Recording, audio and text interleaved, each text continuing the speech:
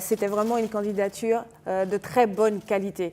Lorsque nous avons commencé aujourd'hui, effectivement, il y avait beaucoup d'engagement et vraiment aujourd'hui, l'État aussi s'est engagé à accompagner pour l'héritage, pour accompagner pour que ces pays, ces équipes viennent en 2023. C'est une opportunité et c'est vrai que dans la stratégie de l'État, c'est une stratégie aussi sur l'accueil des grands événements. Et aujourd'hui, on a prouvé par ce travail très efficient, encore une fois, bravo à toute l'équipe, que la France pouvait recevoir, je dirais, accueillir cette Coupe du Monde de France 2023. Donc du coup, je suis vraiment ravie d'être ici pour vraiment apporter encore une fois notre soutien. Nous sommes partis, nous sommes fiers d'être devant vous. Effectivement, le travail a été fait. Et derrière, c'est cette opportunité qu'on a de pouvoir accueillir, je dirais, le rugby en France avant les Jeux Olympiques et Paralympiques. Un bel événement et c'est vraiment un événement exceptionnel vu les souvenirs de 2007. Donc effectivement, je suis vraiment très ravie d'être ici avec vous aujourd'hui. Les questions qui reviennent souvent, c'était effectivement la sécurité. Madame la ministre en a de suite parlé pour rassurer. Et comme elle l'a dit à juste titre, d'abord le risque zéro, il n'existe nulle part.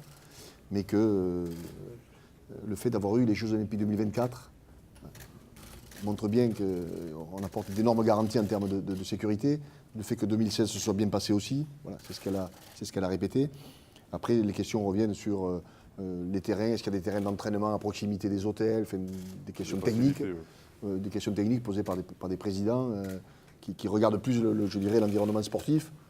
Et après, les autres questions qui ont été, ça a été, oui, sur la possibilité, en termes de technologie, d'évoluer dans les stades. Voilà, et Claude a répondu tout simplement à cette opportunité. Sans vouloir faire injure aux qualités de nos amis japonais, on sait tous que la Coupe du Monde de 2019 au Japon sera moins profitable, je ne sais pas à quel niveau, mais moins profitable que la Coupe du Monde 2015 en Angleterre.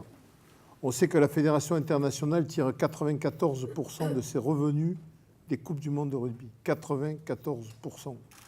Ce qui veut dire que la Coupe du Monde 2023 devra être profitable pour la Fédération internationale et les fédérations associées à World Rugby. Nous avons la faiblesse de penser que notre dossier est peut-être celui qui peut le plus amener en 2023 ces recettes supplémentaires au rugby mondial. 2007 a été un point tournant dans ma carrière. Voilà, j'ai eu la chance et j'ai eu le privilège de vivre une Coupe du Monde en France, dans mon pays, de représenter mon pays sur mon sol. Et ça, c'était quelque chose d'exceptionnel. Voilà, l'atmosphère dans les stades, les rencontres avec les fans, les supporters, la population, c'était juste extraordinaire. Et c'est pour ça que dans cette réponse à la candidature, toute l'équipe France 2023 a souhaité proposer à toutes les équipes, et ça c'est la Fédération française de rugby qui s'engage, a souhaité proposer à toutes les équipes qui, même éliminées après les matchs de poule, puissent rester jusqu'à la fin de la compétition.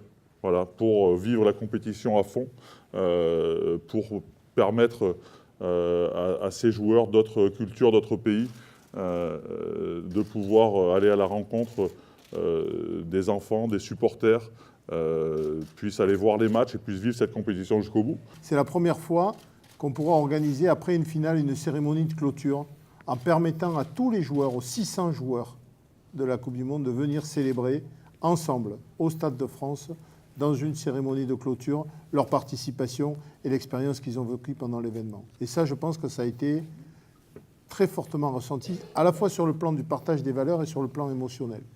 Le président, avec ses déplacements, il n'a pas pu être là, mais l'État est garant de cette organisation. Nous sommes très très fiers et dès le début on l'a affirmé. Donc voilà, je ne suis pas Monsieur Macron, mais je représente l'État aujourd'hui et je suis ravie de le dire parce que c'était une très belle candidature.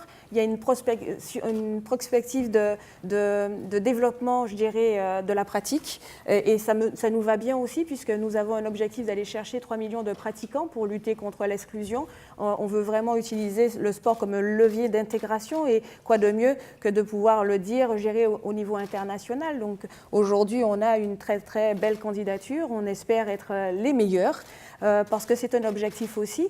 Et derrière, eh ben, on se mettra au boulot après cette annonce positive. Voilà. Donc l'objectif, c'était aujourd'hui d'être tous présents.